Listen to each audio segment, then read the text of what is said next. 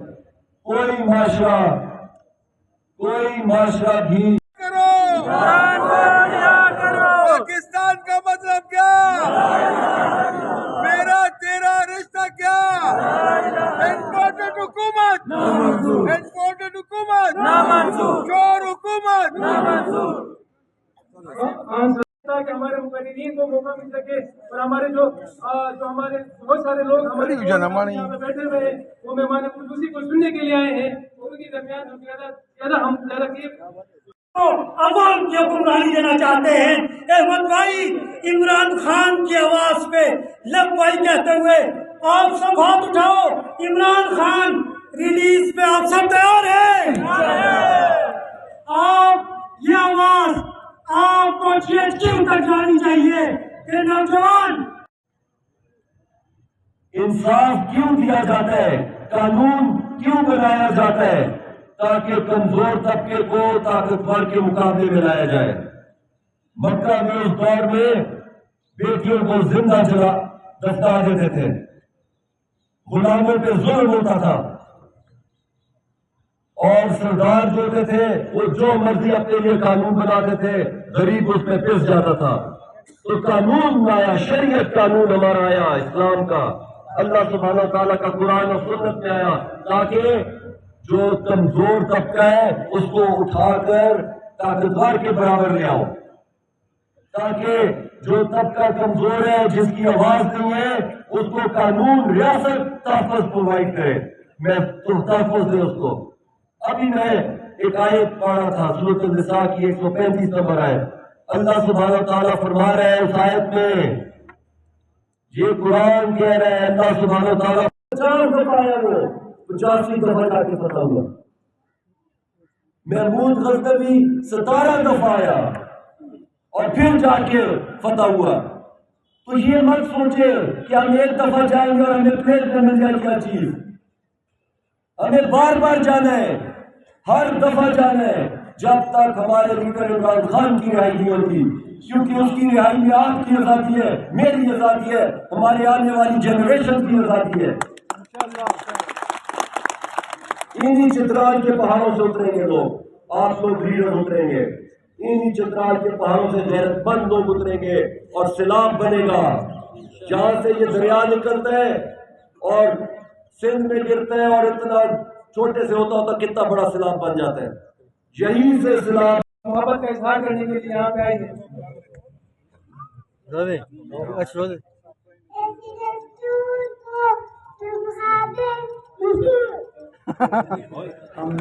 بولو بولو بیچا بولو۔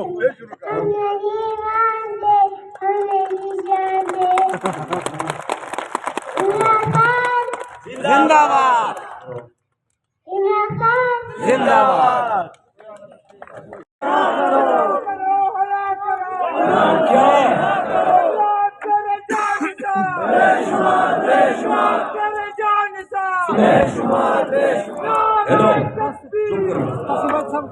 شرم کا مقام ہے ہمارے لیے، پاکستان کی سب سے بڑی سیاسی جماعت ہوتے ہوئے، دنیا کی 6 نمبر پہ سب سے بڑی جماعت، دنیا کا 10 نمبر میں سب سے بڑا لیڈر عمران خان ہماری پارٹی کا ہے، اور ہم اس کو آزاد نہیں کرا سکتے۔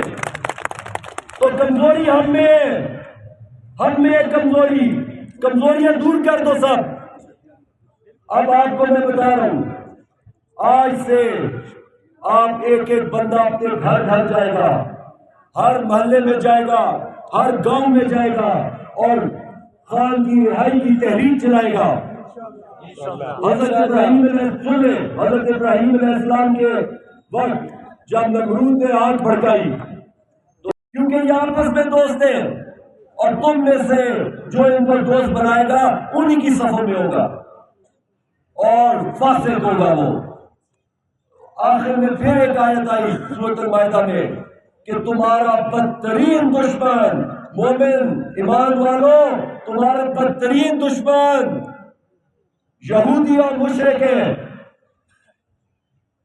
آگے اللہ سبحانہ وتعالیٰ فرماتے ہیں کہ تمہارے دوستی میں نصارہ تمہارے بہتر ہوں گے دوستی میں، لیکن جو یہود و نصارہ آپس میں دوست ہیں ان کو دوست مت بناؤ.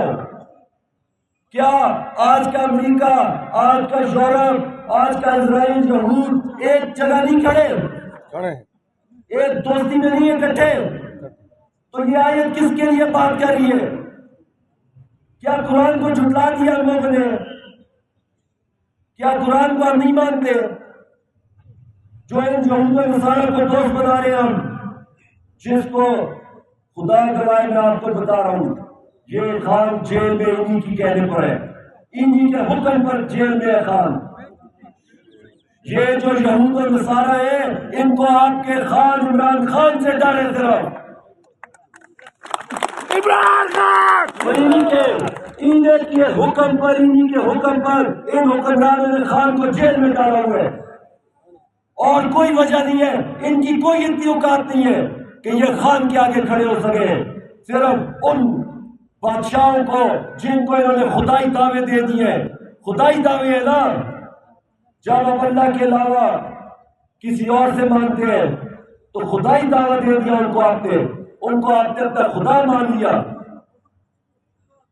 اللہ سبحانہ و تعالیٰ قرآن میں فرماتا ہے کہ کیا تم نے نصارہ سے بڑے ہمارے انتظار کر رہے ہیں، ہمارے لیے انہوں نے اپنی جوانیاں، اپنے بچے قربان کر دیے، اور ہم لوگ یہاں پہ بیٹھ کے ایک دوسرے پہ گلے شکوے کر رہے ہیں. ایک ہو جاؤ، ایک چھوڑ دو اختلافات، سارے ایک سائڈ پہ کر دو. ابھی کوئی اختلافات میں نہیں سنوں گا کسی کا.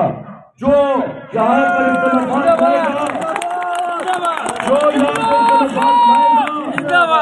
یہاں اتفاق لا رہے، نا اتفاقیاں لا رہے جو یہاں پر، وہ اس کوس کو، اس تحریک کو نقصان دے رہے ہیں. دشمن ہے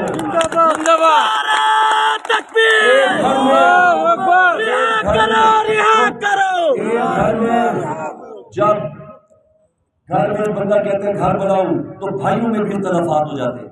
ایک بھائی کہتا ہے کمرہ ادھر بناؤ، دوسرا کہتا ہے ادھر بناؤ. لیکن جب گھر کا باپ والد آتا ہے تو سب چپ ہو جاتے ہیں، جیسے وہ کہتا ہے ویسے ہی بنتا ہے گھر. یہ کہاں سے ٹریننگ لی ہے تم نے؟ ہمارے بزرگوں نے ہمیں نہیں بتائی یہ باتیں. ہمارا دین کہتا ہے اگر کسی کا دیکھ بھی لیا تو پردہ ڈال دو اس پہ. اللہ سبحانہ و تعالیٰ فرماتا ہے تم میرے بندے پہ پردہ ڈالو، میں آخرت پہ تمہارے آنکھوں پہ پردہ ڈالوں گا. اور یہ کدھر جا رہے ہیں؟ یہ کیا چاہتے ہیں؟ نہ دین سمجھتے ہیں، نہ انگریزی سمجھتے ہیں، نہ اردو سمجھتے ہیں. پتہ نہیں یہ کون سی زبان سمجھتے ہیں، یہ کون سی تہذیب سمجھتے ہیں. ہماری یہ تہذیب نہیں ہے، ہمارا یہ دین نہیں ہمیں سکھاتا.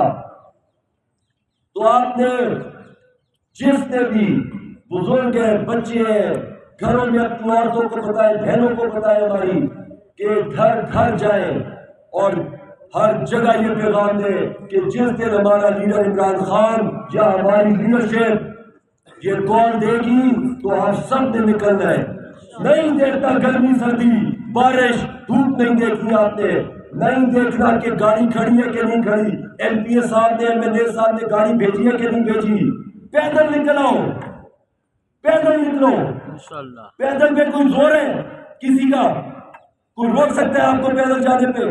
پیدل نکل آئے، کہیں تک تو پہنچیں گے. یہاں پہ جو مدعو ہوئے ہیں ان کا صرف اور صرف ایک ہی مقصد ہے کہ ہمارے محبوب قائد عمران خان جلد از جلد رہا ہو.